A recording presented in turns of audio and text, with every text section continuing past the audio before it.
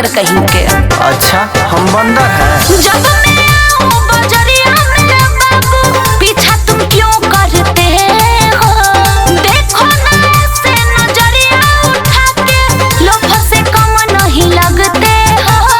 छुओ ना ऐसे कलैया नहीं तो पड़ेगा मार खाना रे। अरे का बुझला?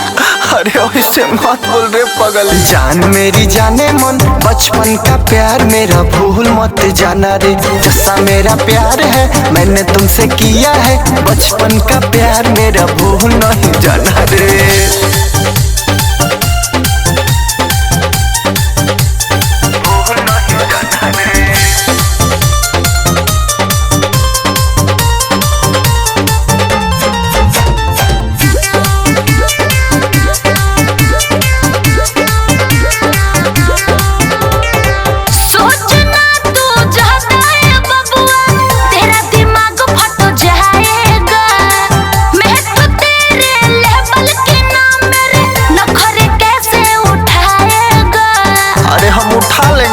कैसे भी करके तनिदिया आती नहीं मुझको रतिया कटती नहीं है।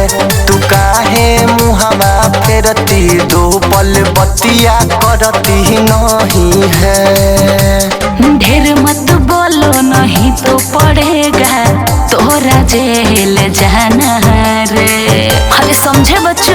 जान मेरी जाने मन बचपन का प्यार मेरा भूल मत जाना रे। जैसा मेरा प्यार है मैंने तुमसे किया है, बचपन का प्यार मेरा भूल मत जाना रे।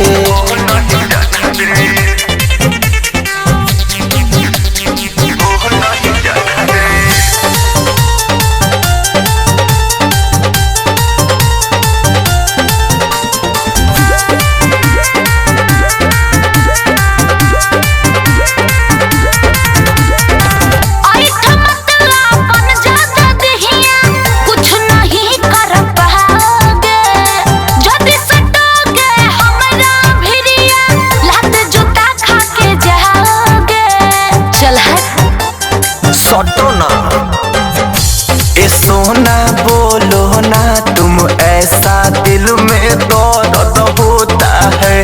अतुल अभिजीत तेरे याद में रोज नहीं सोता है। जाते हो या सैंडल निकालूं बहुत ढिठ लइका हो रे। अरे मार खाओगे क्या? जान मेरी जाने मन बचपन का प्यार मेरा भूल मत जाना रे। जैसा मेरा प्यार है मैंने तुमसे किया है, बचपन का प्यार मेरा भूल मत जाना रे। अरे तुम कैसे जिएंगे?